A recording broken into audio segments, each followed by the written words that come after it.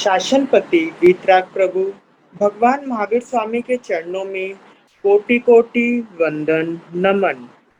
वर्तमान आचार्य सम्राट ध्यान योगी राष्ट्र संत डॉक्टर श्री शिव मुनि जी महाराज साहब के चरणों में कोटि कोटि वंदन नमन। आगम ज्ञाता आगम पुरुष हिमाचल केसरी उपाध्याय प्रवर पूज्य गुरुदेव श्री जितेंद्र मुनि जी महाराज साहब के चरणों में कोटि कोटि वंदन नमन। ऑनलाइन एजुकेशन के प्रणेता संघ सेतु उपाध्याय प्रवर पूज्य गुरुदेव श्री रविंद्र मुनि जी महाराज साहब के चरणों में मेरा कोटि कोटि वंदन नमन। ऑनलाइन एजुकेशन में पधारे हुए सभी गुरु भगवान एवं भगवती स्वरूपा महासाध्वियों के चरणों में मेरा कोटि कोटि वंदन नमन। आज ज्ञानदाता आगम प्रदाता पूज्य गुरुदेव श्री जी की प्रत्यक्ष वंदना का लाभ ले रही हैं उप प्रवर्तनी शासन चंद्रिका साध्वी रत्ना श्री राधा जी महाराज साहब आदि थाना।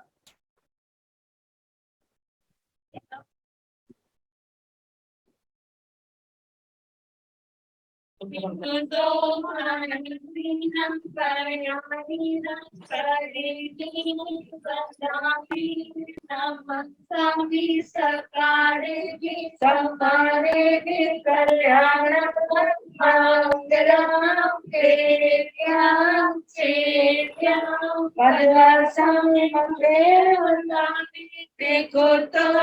आया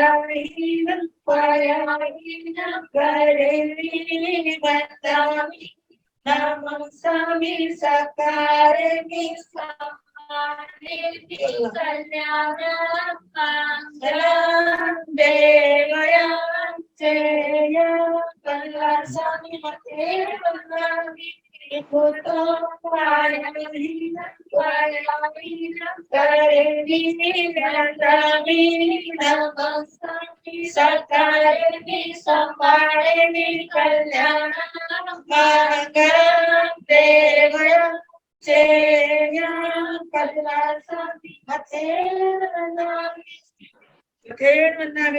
सुखदाता जी आप सबको साता है। कृपा करिए। हाँ जी। यह आगम वाचना अविरल गति से चलती रहे इस हेतु सभी तपस्वी अपना अपना योगदान दे रहे हैं। आज की तपस्या इस प्रकार है। उपाध्याय प्रवर अनुयोग प्रवर्तक पूज्य श्री कन्हैया लाल जी महाराज साहब कमल के शिष्य तपो केसरी श्री संजय मुनि जी महाराज साहब का उपवास है। तरुण तपस्विनी महासाध्वी श्री क्षमा जी महाराज साहब का उपवास है। तप शिरोमणि महासाध्वी श्री सुब्रता जी महाराज साहब का उपवास है। ज्ञान दिवाकर साध्वी श्री सोनिका जी महाराज साहब की सुशिष्या तप पराधिका श्री रिद्धि जी महाराज साहब का आज आइंबिल है। सभी तपस्वियों को सुख साता पूछते हैं और सभी के तप की बहुत बहुत अनुमोदना करते हैं। अब हम पूज्य गुरुदेव श्री से करबद्ध विनती करते हैं, प्रार्थना करते हैं कि आप अपनी अमृतमय वाणी से हम सबको लाभान्वित करें। पधारे गुरुदेव, पधारे गुरुदेव। सुख साता। सुख साते गुरु जी। हाँ बेटा।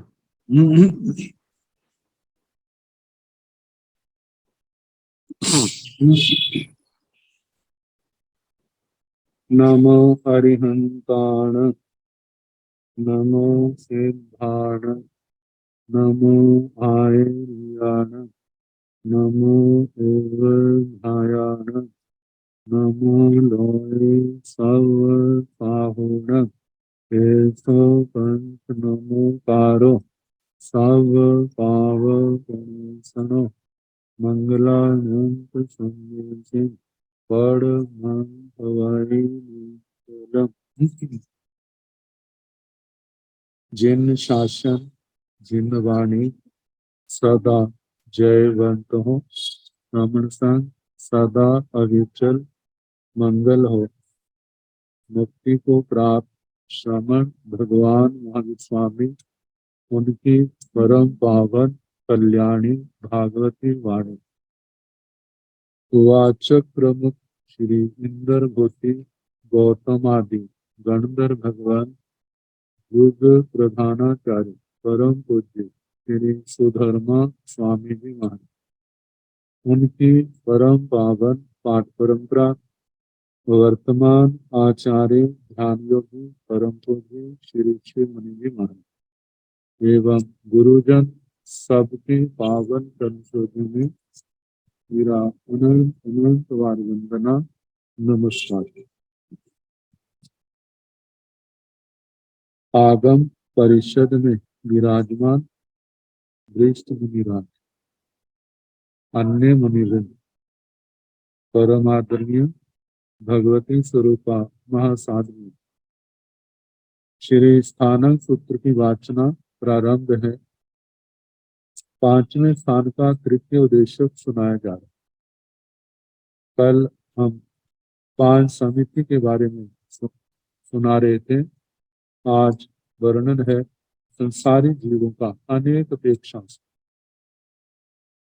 पंचविहा संसार समावन्नगा जीवापनता तंजाहा एक इंद्रिया जाव पंच इंद्रिया एक इंद्रिया पंच गैया पंचा गैया पुनत्ता तंजाहा एक इंद्रिय सो ओ वर्जमाने एक इंद्रिय हितो जाव पंच इंद्रिय हितोवा पूर्व वज्रेजा से चेवनम से एक इंद्रियत्तं विपजह माने एक इंद्रियताय वा जाव पंच इंद्रियताय वा गच्छेगा वेन्द्रिया पंच गैया पंचा गैया एवं चे एवं जाप पंचेन्द्रिया पंच गैया पंचा गैया पनत्ता तंजाहा पंचेन्द्रिया जाव गच्छेगा पंचविहा सब जीवा पनत्ता तंजाहा को कसाई जाव लोक कसाई अकसाई अहवा पंचविहा सब जीवा पनत्ता तंजाहा नेरिया जाव देवा सिद्धा। तो इसमें पहला सूत्र जो है पंचविहा संसार समावन्नगा जीवा पनत्ता, संसार समापन्नक जीव, संसार पर्याय को प्राप्त संसारी जीव, वे पांच प्रकार के कहे।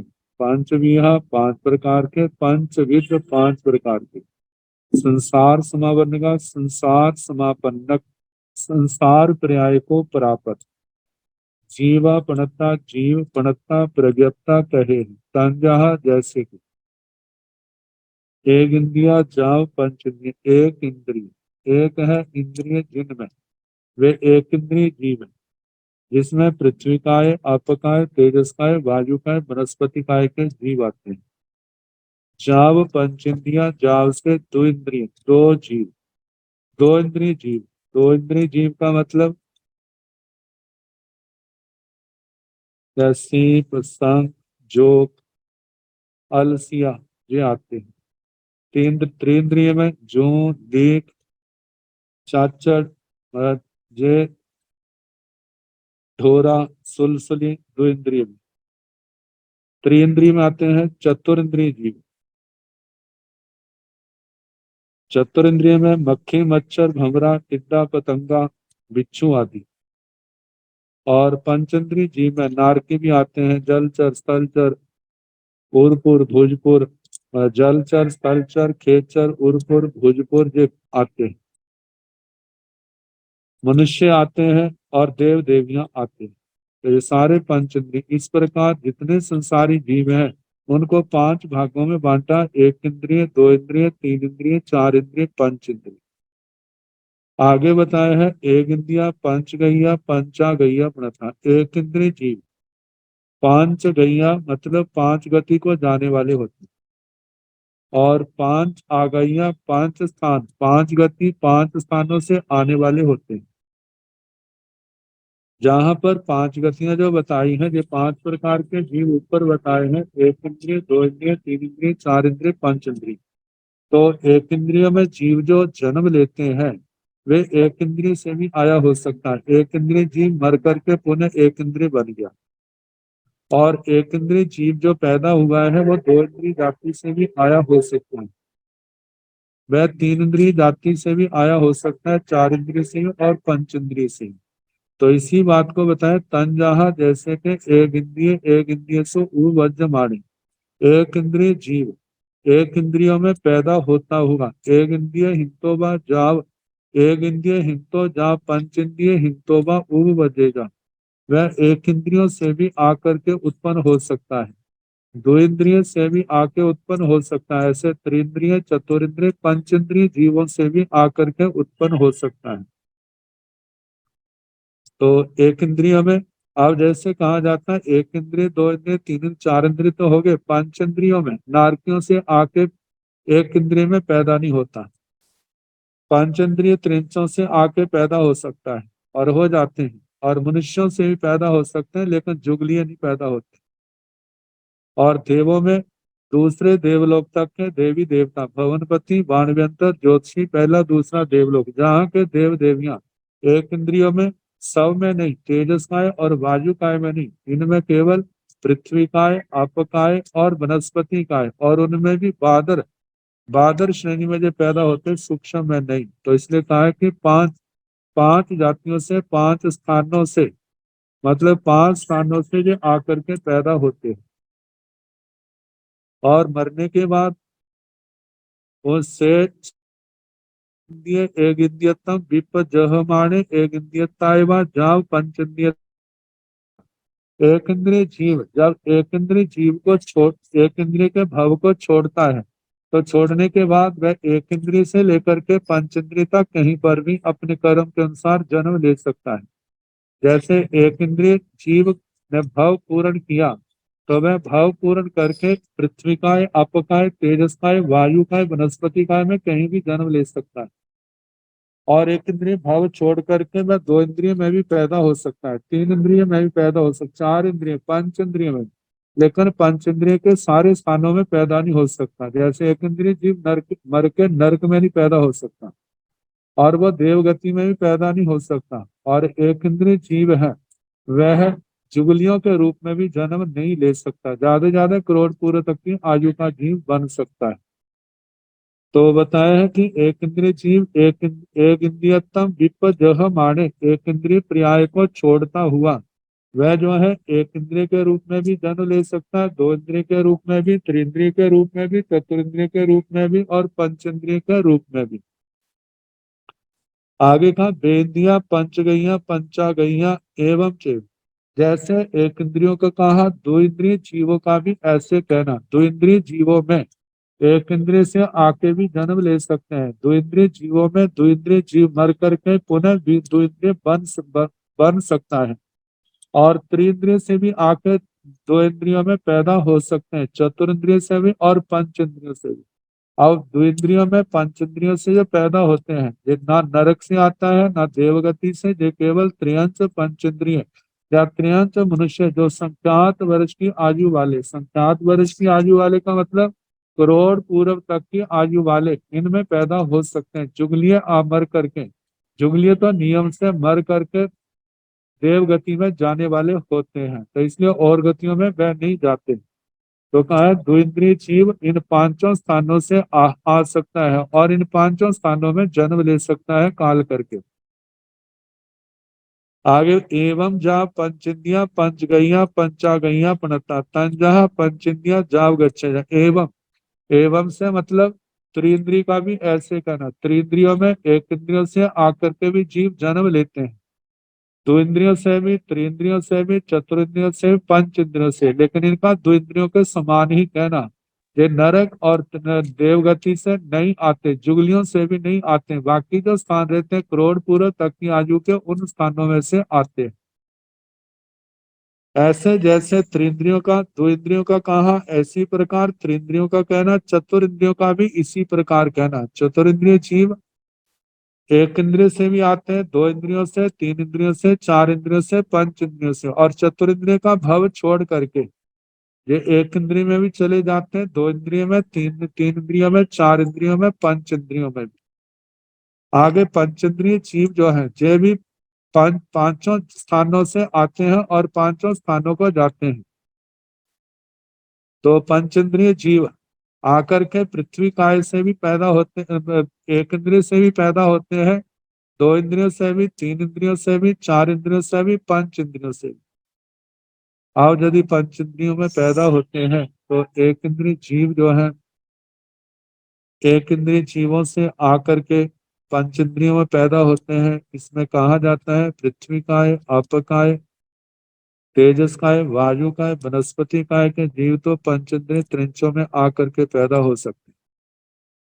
लेकिन मनुष्यों में पैदा होते हैं तो मनुष्यों में केवल तेजस काय और वायु काय को छोड़ करके शेष जो तीन है वो वे ही जीव पंच इंद्रिय मनुष्यों में पैदा हो सकते हैं। एक इंद्रिय जीव देवगति में नहीं जा सकते, ना नरक गति में जा सकते, ना जुगलियों के रूप में पैदा हो सकते। तो कहा है कि एक इंद्रिय जीव पंच इंद्रियों में एक इंद्रियों के जीव भी आते हैं, दो इंद्रियों से भी आ सकते हैं, तीन इंद्रियों से, चार इंद्रियों से और पंच इंद्रियों से भी जीव आकर के पंच इंद्रिय के रूप में जन्म ले लेते हैं। और मरने के बाद ये भाव पूर्ण करने के बाद ये पांचों स्थानों पर जा सकते हैं। पंच इंद्रिय जीव एक इंद्रिय में, दो इंद्रियों में, तीन इंद्रिय में, चार इंद्रियों में, पंच इंद्रिय सब स्थानों में जन्म ले सकते हैं। तो आगे बताया है पांचवीहा सब जीवा प्रणता तंजहा कोह कसाई जाव लोक कसाई अकसाई। जितने भी जीव है समस्त जीव उनको पांच श्रेणियों में बांटा है। चार तो कषायों की अपेक्षा से है और एक अकषाय भाव की अपेक्षा से। तो पांचवीहा सब जीवा प्रणता सारे जीव पांच प्रकार के कहे हैं। तंजहा जैसे के कोह कसाई क्रोध कषाय वाले, मान कसाई मान कषाय वाले, माया कसाई माया कषाय वाले, लोभ कसाई लोभ कषाय वाले, अकसाई अकषाई। 10वें गुण स्थान तक कषायों वाले जीव हैं। कहा जाता है नरक में, त्रेंच में और देवगति में तो चारों कषाय। और कषायों में नरक में क्रोध की प्रधानता है, त्रेंच गति में माया की प्रधानता है, मनुष्यों में मान की प्रधानता है और देवगति में लोभ की प्रधानता है। अब मनुष्य गति में चार कषाय वाले भी होते हैं, तीन कषाय वाले भी होते हैं, दो वाले भी होते हैं, एक वाले भी होते हैं और अकषाय भी होते हैं। अब इनमें कहा जाता है 9वें गुण स्थान से नीचे तो चारों कषायों वाले होते हैं। जब 9वें गुण स्थान में पहुंचते हैं आधा पार कर जाते हैं तो उसके बाद जो है करो 9वें गुण स्थान के 6 भाग करते हैं। पहला भाग जो है पहले तीन भाग तो वेदों के आते हैं, नपुंसक वेद, स्त्री वेद, पुरुष वेद। अगले 3 भाग हैं तो चौथे भाग में मान शांत हो जाता है, अक्षय हो जाता है और उसके आगे पहले क्रोध होता है, फिर मान होता है, फिर माया होती है। 10वें गुण स्थान में केवल लोभ कषाय है और उसके बाद 10वें से ऊपर 11वें गुण स्थान में चारों कषाय शांत हैं और 12वें गुण स्थान में चारों कषाय क्षीण है। 13वें 14वें अवस्था में भी 12वीं कषाय क्षीण है। तो 11 12 13 14 गुण स्थान इनमें जीव अकषायी होता है और उससे नीचे जीव जो है वो सकषायी होते हैं। तो इस प्रकार मतलब सारे संसार के जीव जो है ये 5 भेद हैं, क्रोध कषाय वाले, मान कषाय वाले, माया वाले, लोभ वाले। सिद्ध भगवान जो है वो सारे के सारे अकषायी, 10वें गुण स्थान से ऊपर अकषायी। तो इस प्रकार सारे जीवों को इन 5 भागों में बांटा है कषायों की अपेक्षा से। अब इसके आगे अहवा पंचमिया सब जीवा प्रतात्मा सारे जीव 5 प्रकार के कहे हैं। तंजाहा नेरैया जाव देवा सिद्धा नेरैक नारकी। 5 प्रकार के सारे जीव कहे हैं जैसे कि नेरैया नेरैक नारकी, त्रिक जोड़ियां त्रियंच, मनुष्य मनुष्य, देवा देव और सिद्धा। 5वीं श्रेणी जो है वो सिद्ध भगवंतों की है। तो इस प्रकार सारे जीव अलग गतियों की अपेक्षा से 5 प्रकार के कहे। 4 गतियां संसार की और 5वीं सिद्ध गति।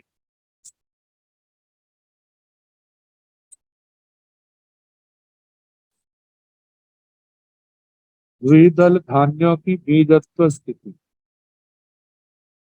पहले भी दूसरे स्थान में आया था। इन धान्यों की 2 साल की स्थिति रहती है, इन धान्यों की 5 साल की, और कई धान्य ऐसे होते हैं जिनकी 7 साल तक की स्थिति होती है, वो आगे आएगा। तो इस स्थान में 5वें स्थान की अपेक्षा से 5 साल की स्थिति वाले धान्यों का वर्णन आ रहा है। कि इन धान्यों का उत्पत्ति की क्षमता जो है, उत्पत्ति स्थान है 5 साल तक सुरक्षित रहते हैं जब बड़े संभाल करके रखे जाए।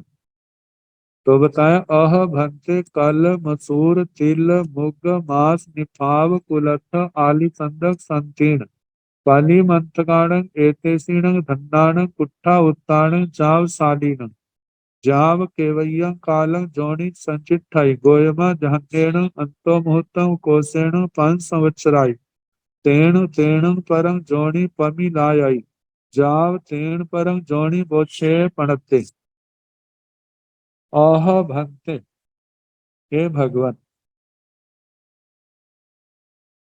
कल कल कहते हैं मटरों को मटर मसूर ये भी जिनसे दालें बनती हैं उस रूप में काम आते हैं धान्य है तिल जिनसे तेल निकलता है मूंग मुदग मूंग कहते हैं जिसको मास ये उड़द के लिए आता है माश निपाव निष्पाव ये भी धान्य विशेष है कुलत कुलत ये पहाड़ी धान्य है आली संदक आली संदक ये भी धान्य विशेष है संतीर्ण संतीर्ण पलिमंथक पलिमंथकाण पलिमंथक पलिमंथक इनके एते सिंह धन्नाण कुट्ठा उत्तान इन धान्यों को जो कोष्ठागार में बड़े संभाल करके रखे बर्तनों में अपनी अपनी विधि के अनुसार ऊपर से लिपा गया है सील बंद किया गया है बाहर की हवा नहीं लगने देते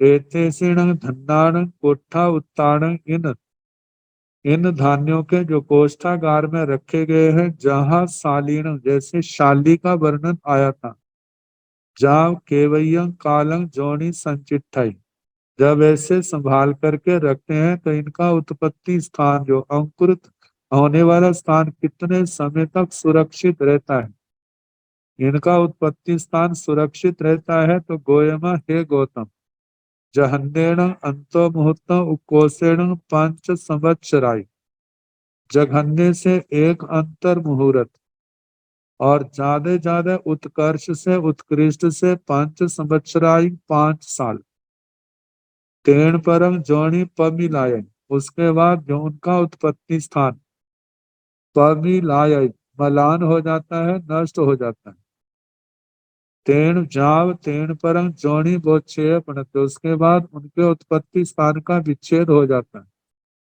चाहे वो धान्य का दाना रहे लेकिन उत्पन्न होने की क्षमता नहीं रहती तो इन धान्यों के नाम बताए इनके 5 साल तक मतलब है जघन्य से अंतर मुहूर्त उकोसेण 5 संवत्सराय 5 साल तक इनका जो है उत्पत्ति स्थान सुरक्षित रहता है उसके बाद जो वो शक्ति नष्ट हो जाती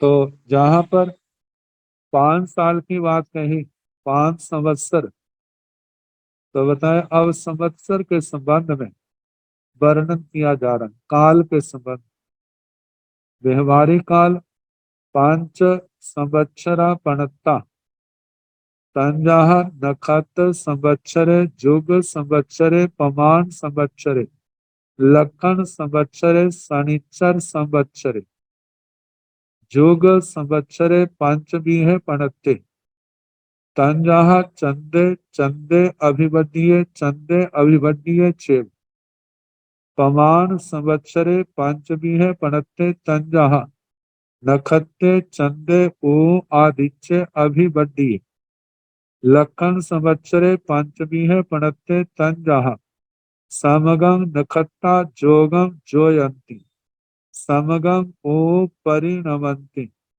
नचुर्नः नाइसियो बहुदौ होई न खत्ते विषमं पवालिनो परिणमन्ति अनोदुसो देन्ति उपफलम् वासंग सम्मं वासय तबाहु संवत्सरं कम्मम् शशि सगल पूर्णमासी जोय विषम चारी न खत्ते कड़ुओ बहुदाओ तमाहु संवत्सरं चंदम उडवी दगाणं तो रसं उप फलाणं तो देई आदिच्चो अपेणवी वासेण सम्मं निपज्जाय सत्संग आदिच्य तेय तविया खान लव दिवसा ओ परिणमंती ओरिंथी रेणु थलाई तमाहु अभिवड्डियम जान। ये प्रकरण ज्योतिष से संबंधित है। तो पहले कहा कि 5 संवत्सरा पड़ता, 5 प्रकार के संवत्सर कहे गए। संवत्सर साल को कहते हैं। जहाँ जैसे कि नक्षत्र संवत्सर, नक्षत्र संवत्सर, सबका वर्णन अलग अलग प्रकार का है। नक्षत्र संवत्सर, युग संवत्सर, युग संवत्सर, प्रमाण संवत्सर, प्रमाण संवत्सर, लक्षण संवत्सर, लक्षण संवत्सर, शनिचर संवत्सर, शनैश्चर, शनि संवत्सर। तो ये 5 संवत्सरों के नाम है। तो इनके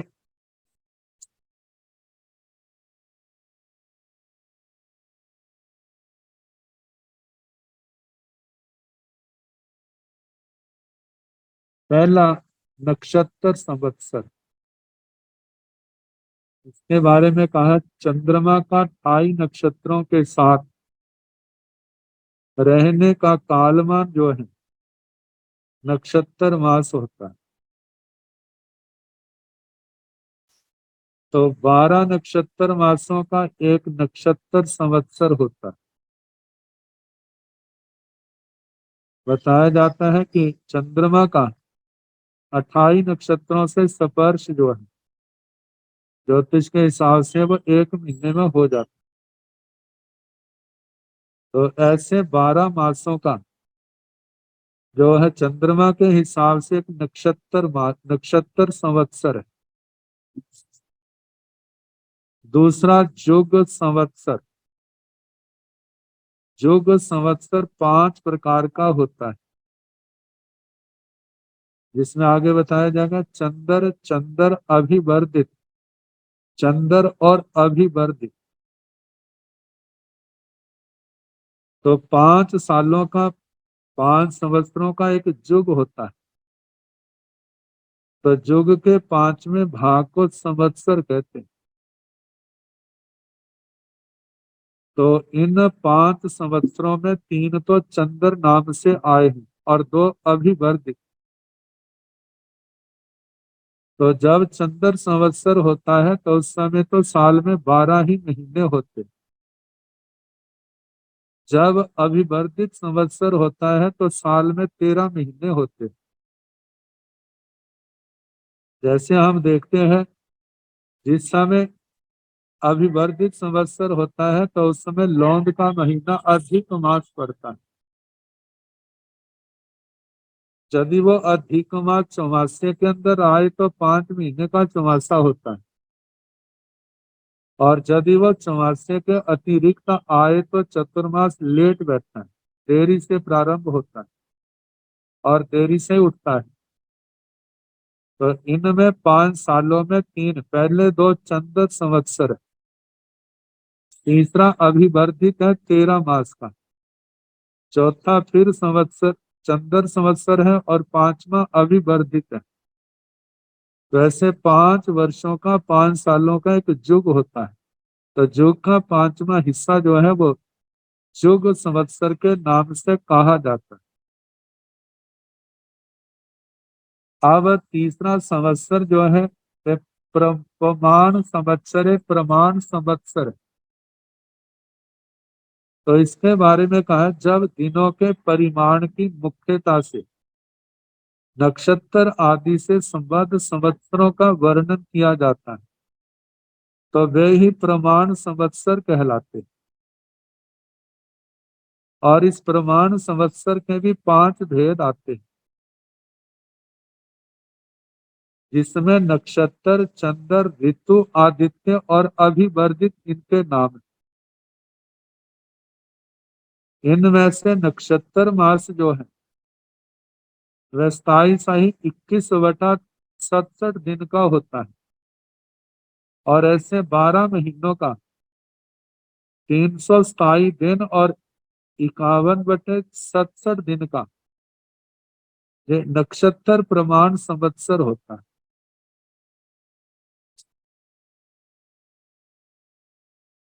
अब इसके आगे लक्षण संवत्सर है, लक्षण संवत्सर।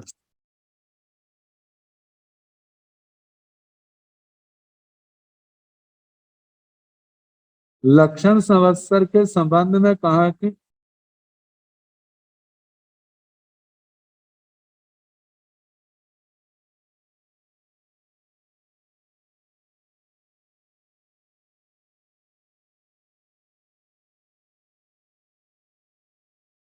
निश्चित तिथियों में हुआ करते हैं। जैसे चैत्री पूर्णमासी होती है तो उस दिन चित्रा नक्षत्र होता है, और वैशाखी पूर्णमासी को विशाखा नक्षत्र होता है। श्रावणी को मतलब के श्रवण नक्षत्र होता है। तो हर महीने का, जिस महीने का जो नाम है, मतलब के उस दिन वो ही नक्षत्र होता है। तो कहा जाता है जब ये नक्षत्र अपने ठीक पूर्णमासी में होते हैं, जब ये नक्षत्र ठीक अपनी तिथियों में हो, मौसम में भी यथा समय प्रारंभ हो, ना अत्यंत शीत ना अत्यंत गर्मी, जल भी मात्रा में हो, ऐसे लक्षणों वाले संवत्सर को नक्षत्र संवत्सर कहा जाता है, माना जाता है। और पांचवा शनिचर संवत्सर, शनि संवत्सर,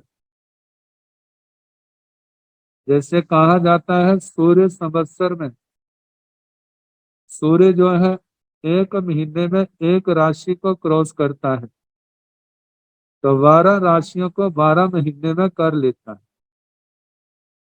तो शनि के संबंध में इसकी शनि चरती, शनि शनि धीरे धीरे चलता है। अब इसका कहा जाता है 2.5 साल के अंदर एक राशि को क्रॉस करता है। तो 12 राशियों का जो समय है वो 30 साल हो जाता है। तो 30 साल में इनका शनि का संवत्सर साल पूरा होता है। तो ऐसे जो 5 संवत्सर कहे, नक्षत्र, युग, प्रमाण, लक्षण और शनि। अब आगे कहा है युग संवत्सरे पंच बीहे पणत्ते तंजाह चंदे अभिबद्धीय चंदे अभिबद्धीय चेप। युग संवत्सर के 5 भेद कहे, जैसे कि चंद्र अभिवर्धित, चंद्र अभिवर्धित, मतलब एक युग में 5 साल होते हैं। तो पहले साल का नाम चंद्र है, इसमें 12 ही महीने होते हैं। दूसरे साल का भी नाम चंद्र है क्योंकि इसमें भी 12 महीने होते हैं चंद्रमा के हिसाब से। अभिवर्धित तीसरा है, इसमें 13 महीने होते हैं। लौंद का अधिक मास होता है। चंद्र चौथा फिर चंद्र संवत्सर है, और 5वां अभिवर्धित है। तो इस प्रकार युग संवत्सर के 5 भेद कहे। आगे प्रमाण संवत्सरे पंचमीहे पणत्ते। प्रमाण संवत्सर जो है ये भी 5 प्रकार का कहा है। तंजाह जैसे के नक्षत्र, चंदे, ऊ, आदित्य, अभिवड्डी। नक्षत्र, चंद्र, ऋतु, आदित्य, अभिवर्धित। तो इनके संबंध में जो कहा है,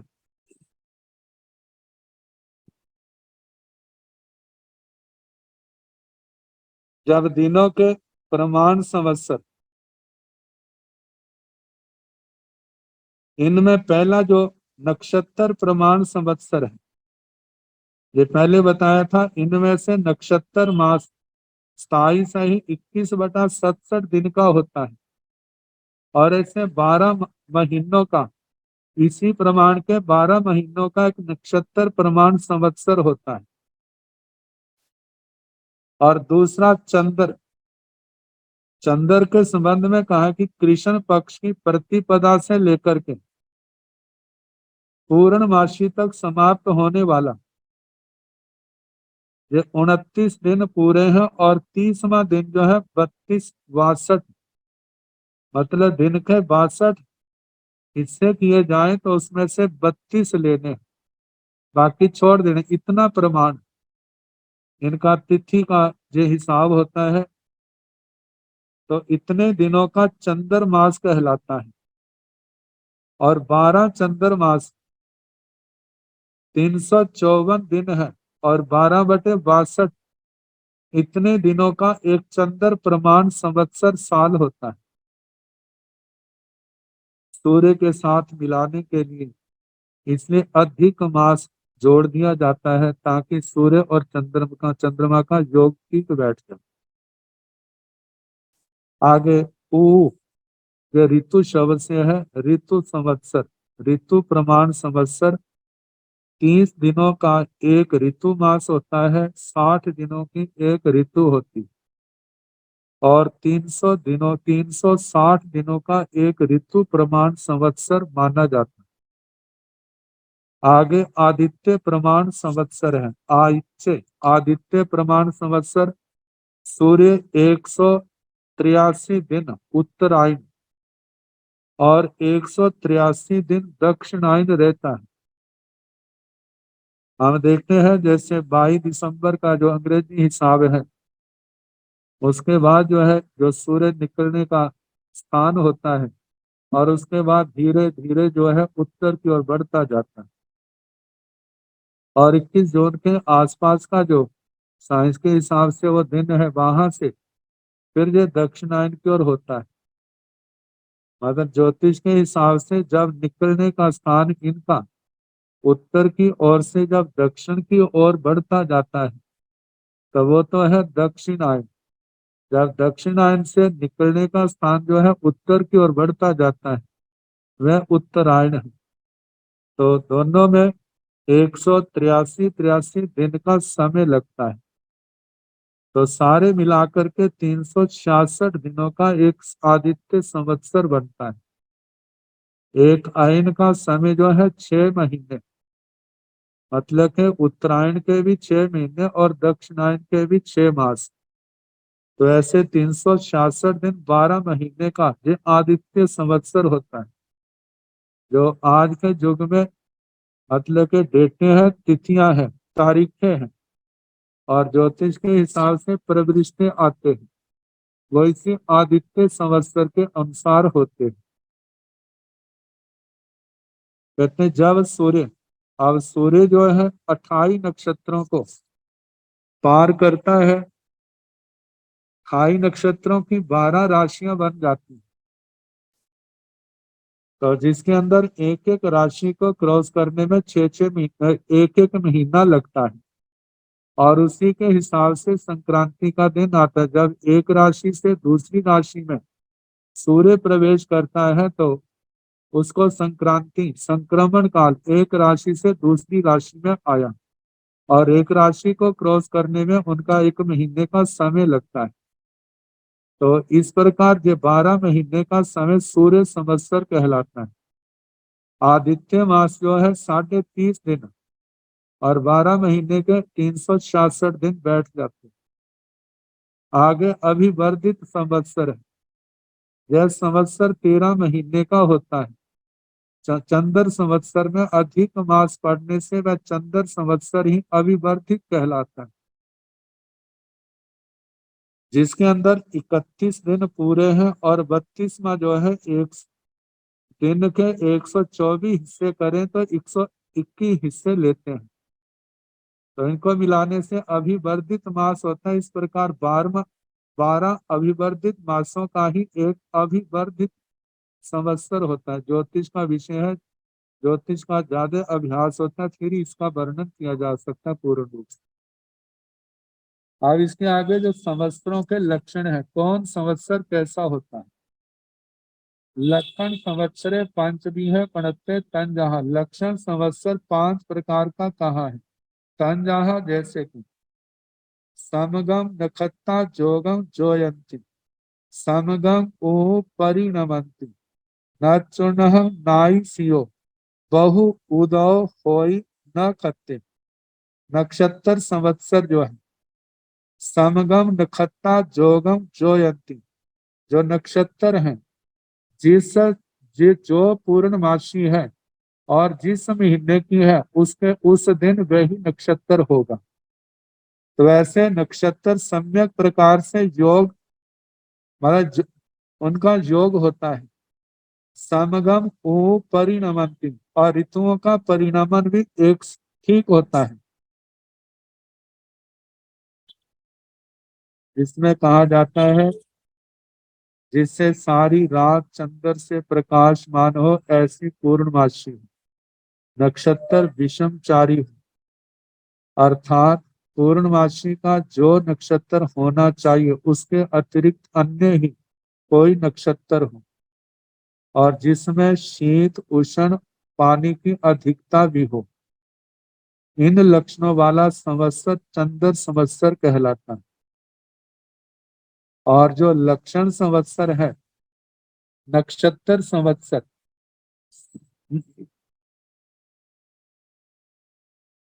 जैसे पहले बताया था लक्षण प्रधान, जैसे चैत्री पूर्णमासी है तो उस दिन चित्रा नक्षत्र, विशाखी पूर्णमासी है तो विशाखा नक्षत्र, श्रावणी है तो श्रवण नक्षत्र। जब ये नक्षत्र ठीक अपनी तिथियों में हो, मौसम भी यथा समय प्रारंभ हो, ना अति शीत ना अति गर्मी हो, जल भी मात्रा में हो, इन लक्षणों वाले संवत्सर को नक्षत्र संवत्सर कहा जाता है। ये पहला नक्षत्र है, नक्षत्र संवत्सर है, उसके लक्षण बताए। और दूसरा जो है चंद्र संवत्सर, इसके लक्षण ऐसे बताए हैं जिससे सारी रात चंद्रमा से प्रकाशमान हो, ऐसी पूर्णमासी। नक्षत्र विषमचारी हो, मतलब जो महीना है उसकी पूर्णमासी को वह नक्षत्र ना हो, दूसरा कोई नक्षत्र हो, तो ऐसी पूर्णमासी विषमचारी कहलाती है। तो जिसमें शीत उष्ण पानी की अधिकता भी हो, इन लक्षणों वाले संवत्सर को चंद्र संवत्सर कहा जाता है। विषमं पवालिनो परिणमंती अणुदुसु देन्ति पुप फलम, वासंग ने सम्मंग वासाई, तमाहु संवत्सरं कम्मा। संवत्सर कर्म संवत्सर,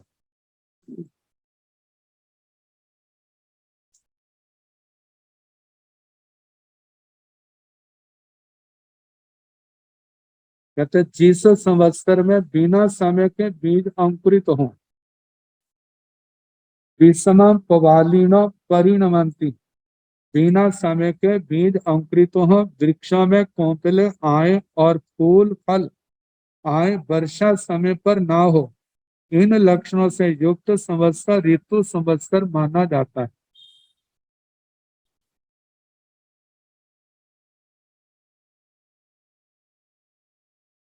शशि सगल पुण्यवासी जोय विषमचारी नखत्ते, कड़ुओ बहुदौ तमाहु संवत्सरं चंद्र।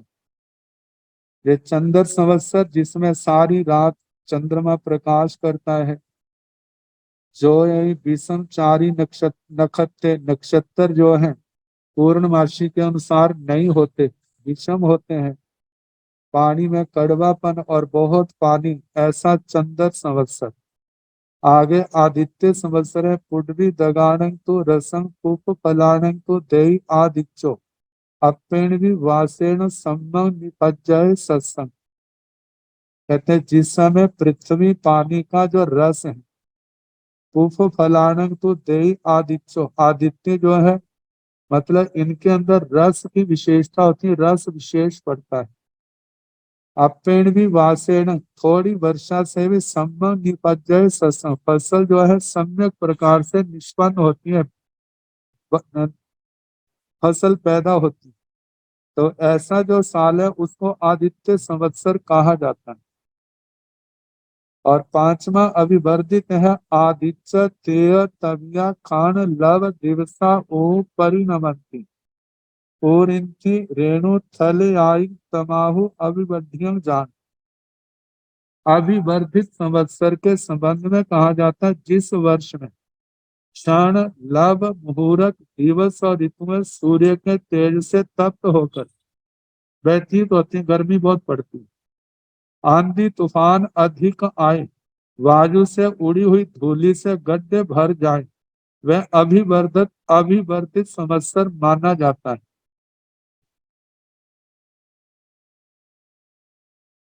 शनि के संबंध में बता दिया था, 30 साल के अंदर वो पूर्ण होता है। अब इसके आगे जीव के निर्याण मार्ग, जब जीव भाव पूर्ण करता है तो किस गति को जाने वाला शरीर के किस हिस्से से निकलता है। आत्मा निकलती हुई, क्योंकि आत्मा अरूपी है, तेजस शरीर कार्बन शरीर सूक्ष्म है, इसलिए वह दृष्टि का विषय नहीं बनता। लेकिन ऐसा कहा जाता है कि जिस अंग से प्राण निकलते हैं वह प्राण देर तक गर्म रहता है। तो बताया है पांचवी है जीवस निजान मग्गे पणत्ते तंजाह पाए पुरोहि पुरेण सिरेण सब अंगे। पांचवी है जीव, पांचवी है जीवस निजान मग्गे पणत्ते, जीवस जीव के निजान मग्गे निर्याण मार्ग, शरीर से निकलने का मार्ग। ये 5 प्रकार का पणत्ते कहा है, तंजाह जैसे पाए ही, कभी जीव के प्राण, जीव जो है पैरों से निकलता, पुरु ही पुरु भाग जंघाओं से निकलते, पूरेण, पूरेण का पूरस वक्षस्थल छाती से निकलते, सिरेण कभी सिर से निकलते, सब अंग ही, और कभी जो है समस्त अंगों से निकलते। तो ये 5 प्रकार का बताया है किस स्थान से निकलता हुआ जीव किस गति को जाने वाला होता है। तो बताया है पाए ही निजान माने निरयंग गामी भवई, उरु ही निजान माने तिरिय गामी भवई, उरेण निजान माने मणुअ गामी भवई, सिरेण निजान माने देव गामी भवई, सभ्य ही निजान माने सिद्धि गई पद्य साणे पणत्ते। पाए ही निजान माने जब आत्मा के प्रदेश पैरों से निकलते हैं तब जीव निरयंग गामी भवई, नरक गति को जाने वाला होता है। उरुहिम निजान माने तिरिय गामी भवे, जब उरु उरु भाग से जंघाओं से प्राण निकलते हैं तो उस समय आत्मा त्रियंच गति को जाने वाला होता है। उरेण निजान माने मणुअ गामी भवई, उर उरस वक्ष स्थल से छाती से प्राण निकलते हैं तो मनुष्य गति को जाने वाला होता है। सिरेण निजान माने देवगामी भवि, सिर से जब प्राण निकलते हैं तो आत्मा देवगति को जाने वाला होता है। तो इनके संबंध में देखा जाता है कि उनके बाल खड़े हो जाते हैं, मतलब सामान्य जैसे उससे खड़े होने के कारण से ऐसा अनुमान होता है कि ये देवगति को जाने वाला है। ऐसा भी कहा जाता है आंखें खुल जाती हैं, बाल खड़े हो जाते हैं, तो उससे देखने वाले अनुमान लगा लेते हैं कि ये किस गति को गया। तो बताया सिर से जब प्राण निकलते हैं, आत्म प्रदेश निकलते हैं, तो वो जीव देवगति को जाने वाला होता है। सब्बे ही निजान माणे सिद्धि गई पज्जव साणे पड़ती। जब समस्त शरीर से एकदम कंदुक गति से शरीर से प्राण निकलते हैं, तो कहा जाता है वह जीव सिद्ध गति पर्यवसान, सिद्ध गति को जाने वाला होता है। तो इस प्रकार आत्म प्रदेशों के निकलने के जो 5 मार्ग है। अब इसके आगे छेदन, आनंतर्य और अनंत ये प्रसंग आते हैं, तो इनके संबंध में आगे कल जैसे अवसर होगा उसके अनुसार कराने का प्रयास किया जाएगा। नमो अरिहंताण, नमो सिद्धाण, नमो आयरियाण, नमो ऊर्ध्यायाण, नमो लोए सव साहुण, ऐसो पंथ नमोकारो सब भाव प्रणासनो, मंगलानंद संदेश पढ़ मंग हवाई मंगलम, श्री चतारि मंगलम, हरिमुक्ता मंगलम, सिद्धा मंगलम, साहु मंगलम, केवली पुनतो धम्मो मंगलम, चतारि लोकोत्तमा, अरिहंता लोकोत्तमा, सिद्धा लोकोत्तमा, साहु लोकोत्तमा, केवली पुनतो धम्मो लोकोत्तमो, चतारि शरणं प्रवज्जामि, आर्यहन्ते शरणं प्रवज्जामि, सिद्धे शरणं प्रवज्जामि, साहु शरणं प्रवज्जामि, केवली पुनतं धम्मं शरणं प्रवज्जामि। 4 शरण सुख करने, दुख करने, मंगल करने और शरणागति कोय, जो भव प्राणी मात परिक्षय। सबको यथा योग्य वंदना सुख सत। मथे